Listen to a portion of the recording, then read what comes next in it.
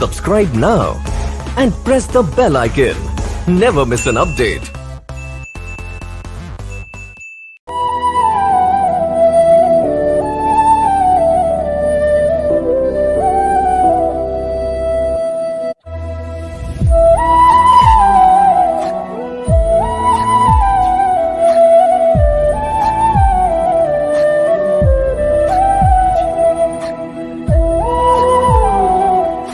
Technology for visually impaired प्रस्तुत करते हैं संडे स्पेशल एक मुलाकात। प्रायोजक unique technology for visually impaired, सह प्रायोजक Telegram channel unique technology app store for visually impaired. अस्सलाम वालेकुम एवरीवन, गुड मॉर्निंग। कहिए दोस्तों, कैसे हो आप? उम्मीद है आप लोग यूनिक टेक्नोलॉजी सब्सक्राइबर्स। तो दोस्तों, आपको पता है आज संडे है, आज मैं फिर से आ रहा हूँ एपिसोड 8 लेकर। तो हमारा यही है, मतलब हमारा यही रुझान है, जो मेहमान है हम लेते हैं हर संडे, ताकि हम इनसे कुछ न कुछ जरूर सीखेंगे। आज भी हम एक मेहमान लेकर आ रहा हूँ, तो जिसका नाम है संगीता दहरिया। तो संगीता मैडम, आपको इस प्रोग्राम में खैर मकदम है। जी नमस्कार, आप सभी को, आप सभी का स्वागत करती हूँ, मैं अभिनंदन करती हूँ। जी, तो आप मुझे बताइए, आप कहाँ के रहने वाले हो और आपकी स्कूलिंग कहाँ हुई है? जी, मैं एमपी डिस्ट्रिक्ट छिंदवाड़ा से बिलोंग करती हूँ और मेरा एजुकेशन डिस्ट्रिक्ट इंदौर एमपी से हुआ है और दिल्ली से short hand, computer, fruit preservation, fancy art and bakery और साथ ही डबल पीजी है मेरा। एक तो संस्कृत सब्जेक्ट, दूसरा पॉलिटिकल साइंस। वाह वाह। अच्छा, ये बताइए, ब्लाइंडनेस आपके बचपन से हुई है या एक्सीडेंटली हुई है ब्लाइंडनेस? ब्लाइंडनेस तो बचपन से नहीं थी। जब मैं 3 साल की थी, 3 साल के बाद मेरी आंखें आई थी, तो मेरी दादी जी ने मेरी आंखों में नमक डाल दी और वो हुआ यूं कि उन्होंने मम्मी पापा को नहीं बताया और मेरी मम्मा ने कहा कि ये उनके पास जाती है तो बार बार रोती है। तो एक बार क्या हुआ कि वो नमक का कण मेरी आंखों में बाहर बहकर आ गया। मम्मा ने उसको उठाकर देखती रही, फिर पानी से धुलकर उसे मुंह में डालकर देखा, पहचानने के लिए कि आखिर ये क्या चीज है। तब उनको पता चला कि ये नमक है। इसके वजह से मेरी आंखें चली गई। तब से अभी तक ट्रीटमेंट जारी है और साथ ही उनको ये नॉलेज नहीं था, ऐसा वो कहती है, पर हम जान नहीं सकते कि आखिर उनकी क्या फीलिंग्स थी। जी, बहुत ये दुख सुनकर हुआ है, आपने ये हादसे की वजह से ये हुआ है। अच्छा, ये बताइए, आप इस वक्त क्या करती हो प्रेजेंट में? इस टाइम मैं स्कूल में प्रिंसिपल के पद पर कार्यरत हूँ। साथ ही डिस्ट्रिक्ट छिंदवाड़ा एमपी की प्रेसिडेंट हूँ। दिव्यांग एकता एवं कल्याण मंच से मैं बिलोंग करती हूँ और कार्य करती हूँ और प्रेसिडेंट के लिए अच्छी योग्यता रखती हूँ। मान के चलिए कि यहाँ पर 4,500 दिव्यांग भाई बहन है, उनके लिए सोशल वर्क करती हूँ। वाह वाह वाह वाह। तो आपसे गुजारिश है, इसको जरूर सब्सक्राइब कीजिएगा, इसको हौसला अफजाई कीजिएगा। अच्छा, जहाँ तक मुझे याद है, आप कविताएं भी लिखते हैं, तो इसको कोई आपको वस्ताद है, आपने खुद सीखा ये कविताएं लिखना है? ये कविताएं तो मुझे सुनना अच्छा लगता था, परंतु धीरे धीरे मेरे मन में भी ये बात आई कि मुझे भी कुछ कविताएं लिखना चाहिए, कुछ पंक्तियां। तो मैं भावनाओं में खो जाती हूँ, भाव आत्मसात करके मैं लिखती हूँ कविता और आप लोगों के समक्ष भी आई है, प्रस्तुत की गई है। अच्छा, जरा कोई इस कविता हमें सुनाओ ताकि सामिन भी महसूस हो जाएंगे। देखिए, मैं छोटी छोटी कविताएं लिखती हूँ, ज्यादा बड़ी तो नहीं। हाँ वही देखिए, छोटी एक लाइन थोड़ा। यूं थक कर ना बैठ के अभी उड़ान बाकी है, यूं थक कर ना बैठ के अभी उड़ान बाकी है, और जमी खत्म हो गई तो क्या, आसमान अभी बाकी है, आसमान अभी बाकी है। हाँ वेरी नाइस। तो दोस्तों और इसकी सेकंड हाँ सुनिएगा, जो मैं पढ़ती थी और मुझे एनर्जी मिलती थी, वो कविता, वो चंद लाइन। जी हमें क्या मिटाएगी ये जमाने की गर्दिश, हमें क्या मिटाएगी ये जमाने की गर्दिश, हमें तो अपने गमों में भी मुस्कुराने की आदत है। आंधी आए या तूफान आए, मुश्किलों का सामना करना है।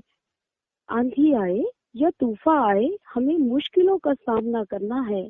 चाहे ये दुनिया वाले हमारे पथ पर, पथ यानी रास्ता, चाहे ये दुनिया वाले हमारे पथ पर कितने भी कांटे बिछाए, हमें उन कांटों को फूल बनाने की आदत है, हमें उन कांटों को फूल बनाने की आदत है।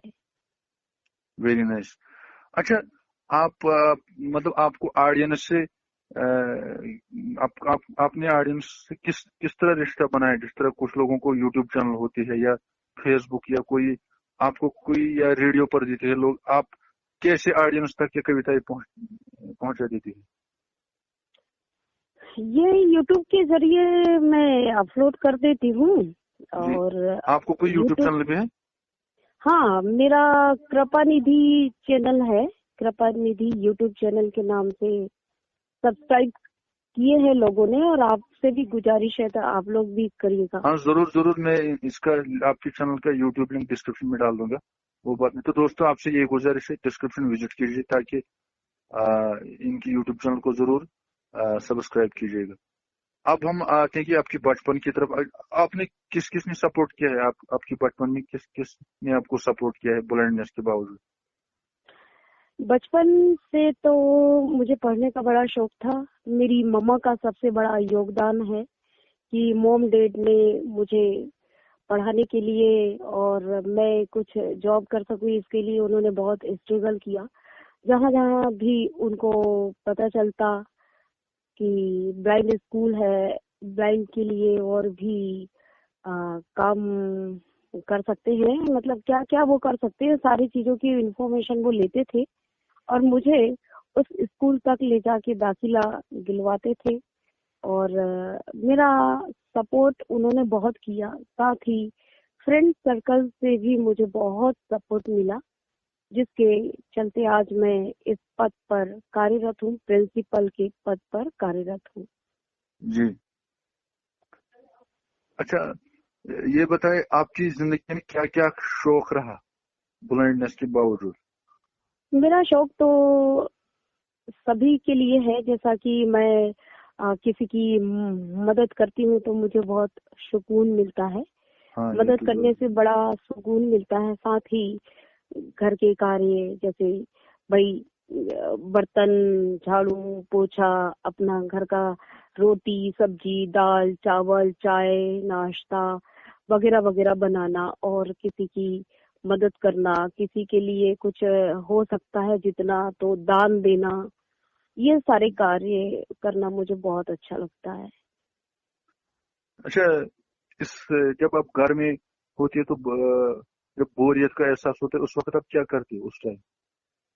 जब घर में होती हूँ और बोरियत महसूस होती है, तब जी तो मैं कविताएं लिखना प्रारंभ कर देती हूँ।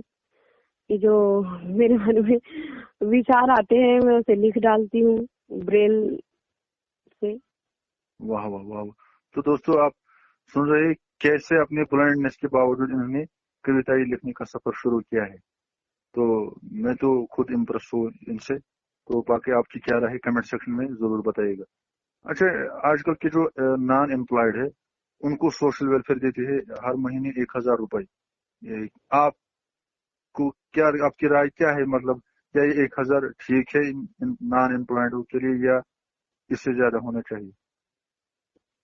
देखिए, 1000 से होता क्या है, आजकल ये है कि भाई महंगाई बहुत ज्यादा बढ़ रही है, जी तो उसके दरमियान अगर हम देखें तो वो बहुत कम है, तो बढ़ाना चाहिए। उनको जो उनका जो पे स्केल है बढ़ाना चाहिए उनको। भाई जीवन पर्यंत तो ये संभव नहीं है, जीविका चलाने के लिए पैसों की तो आवश्यकता पड़ती है, इसलिए मनी को बढ़ाना चाहिए। अच्छा, जब आप खरीदारी करते हो, आप मत ये दिल में सोचते हो काश मुझे भी लाइट होती तो मैं देख पाऊँ ये कलर कैसा था, कपड़े, क्योंकि लड़कियों को ज्यादा खरीदारी करने की आदत है, खुसूसन कपड़े लेने की। उस वक्त आप क्या महसूस करते हो?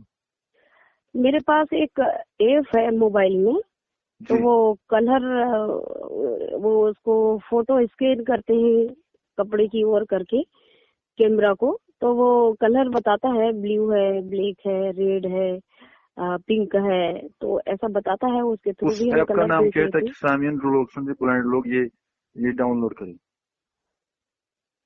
वो ऐप मुझे तो अभी ध्यान में नहीं आ रहा है, हालांकि है मेरे मोबाइल में, मैं उसको देख लूंगी तो आपको जरूर बताऊंगी, तो उसके जरिए जान लेती हूँ। और दूसरी बात यह है कि हमारी जो हाथों की उंगलियां हैं वो हमारी आंखें हैं, उसके जरिए हम पता लगा लेते हैं कि भाई ये कपड़ा हमारे लिए सूटेबल है नहीं है, इसमें रुए रवे आएंगे या नहीं आएंगे, ये कलर फेल्ड हो सकता है नहीं हो सकता, ये हम कंफर्म कर लेते हैं। और हमारी जो पावर कैपेसिटी जो है बहुत ज्यादा है कि पता चल जाता है, हम ब्लाइंडनेस है तब भी हमें कंफर्म हो जाता है। जी, वेरी नाइस, वेरी नाइस। तो दोस्तों इनको जरूर सपोर्ट कीजिए, कमेंट सेक्शन में जरूर बताइए इनका इंटरव्यू आपको इस वक्त क्या महसूस कर रहे हैं, तो लाइक की कमी होनी नहीं चाहिए। तो अब मुझे ये बताएं, आपकी कोई याद है जिंदगी में जो यहाँ पर शेयर करना चाहते हो, चाहे खुशी की याद हो या गम की? हाँ जी, जब मैं पढ़ाई करती रही, मेरा 12th हुआ, इसके बाद ग्रेजुएशन हुआ, फिर मुझे टेंशन होने लगी कि मैं लाइफ में क्या करूंगी, क्या कर सकती हूँ। तब मुझे पता चला कि ब्लाइंड लोगों की जॉब भी विभिन्न डिपार्टमेंट होती है, तो मैंने स्ट्रगल करना शुरू कर दिया। उसके बाद फिर मेरी जॉब लगी, तो तब मेरी जॉब लगी तो मेरे ज्वाइनिंग लेटर 5-6 जगह से आए, और उस वक्त मुझे बहुत खुशी हुई। साथ ही स्ट्रगल करते करते एमपी में जो एक पोस्ट निकली थी, public service commission, MPPSC post होती है, ये कलेक्टर से एक नीची पोस्ट होती है, डिप्टी कलेक्टर। तो ये एग्जाम में मैंने फाइट किया, प्री एग्जाम फाइट किया, इसके बाद मेन एग्जाम फाइट किया सोशल साइंस एंड राजनीति शास्त्र से। तब मुझे बहुत खुशी हुई। इसके उपरांत दुख वाली बात ये आई कि मुझे इंटरव्यू कॉल नहीं दिया गया। आज भी मेरा जबलपुर हाई कोर्ट में केस चल रहा है। इस बात से आज तक मैं दुखी हूँ कि जो स्ट्रगल किया वो सफलता मिल गई, और मिलते मिलते वो सफलताएं मुझसे चूक हो गई। चलो, ये तो अल्लाह ताला की मर्जी है, अल्लाह ताला इस पर हम कुछ नहीं कर सकते, अल्लाह की मर्जी है। तो दोस्तों, हम पहुंच चुके हैं प्रोग्राम की आखिरी पड़ाव पर, लेकिन कुछ सवालात मेरे जहन में आ रहे हैं जो कि आजकल की ब्लाइंडनेस है। उनको माँ बाप कह रहे हैं आप ब्लाइंड हो, कुछ नहीं कर सकते हो आप, तो उनके लिए आप क्या राय देना चाहते हैं, माँ बाप के जो अपने बच्चों को ऐसे घर में बैठते थे, कुछ मत करो, आप ब्लाइंड हो, कुछ नहीं कर सकते हो? मैं तो इनके लिए ये कहूंगी, आन बान और शान से इस जहां का नाम रोशन करने के लिए किसी को कोई रुकावट नहीं करना चाहिए, कोई दबाव नहीं बनाना चाहिए, और आगे ही आगे बढ़ते रहना चाहिए। दूसरी बात, जब पेरेंट्स हमारे ब्लाइंडनेस को लेकर परेशान हैं, तो हमारा भी राइट बनता है कि हम उनको समझाएं, क्योंकि पेरेंट्स नॉलेजफुल नहीं होते, उनको इतनी इन्फॉर्मेशन ब्लाइंड के बारे में नहीं होती। तो हम ब्लाइंड को बताना चाहिए कि भाई हम भी किस किस क्षेत्र के अंतर्गत कार्य कर सकते हैं। हम क्या क्या कर सकते हैं, हमें जागरूकता फैलानी होगी, जागरूकता लानी होगी, और अगर हमको कुछ करना है तो स्वयं को आगे बढ़ना होगा, स्ट्रगल करना होगा, विभिन्न कठिनाइयों से, विषम परिस्थितियों से जूझना होगा, तभी जाकर हमें सफलता मिलेगी और लोग हमें हमारे टैलेंट से, एबिलिटी से जानते रहेंगे। वाह वाह। अच्छा, एंड में आप जरूर एक कविता सुनिए, उसके बाद हम विदा लेते हैं। सोच बदल दो तो सितारे बदल जाएंगे, सोच बदल दो तो सितारे बदल जाएंगे, नजरिया बदल दो तो नजारे बदल जाएंगे। कश्तियां बदलने की जरूरत नहीं है मुसाफिर, कश्तियां बदलने की जरूरत नहीं है मुसाफिर, दिशाएं बदल दो तो किनारे बदल जाएंगे, दिशाएं बदल दो तो किनारे बदल जाएंगे। वाह वाह वाह वाह। तो आप आए हैं, इसके लिए आपका बहुत बहुत शुक्रिया। अगर खुदा ने चाहा हम आपको कभी कभार फिर दावत देंगे। तो दोस्तों, इन लिंक आपको डिस्क्रिप्शन में मिलेगी, इनको जरूर सब्सक्राइब कीजिएगा, सपोर्ट कीजिएगा। तो नए संडे तक दीजिए अपने दोस्त यासिन नूरानी को इजाजत। अल्लाह हाफिज। सभी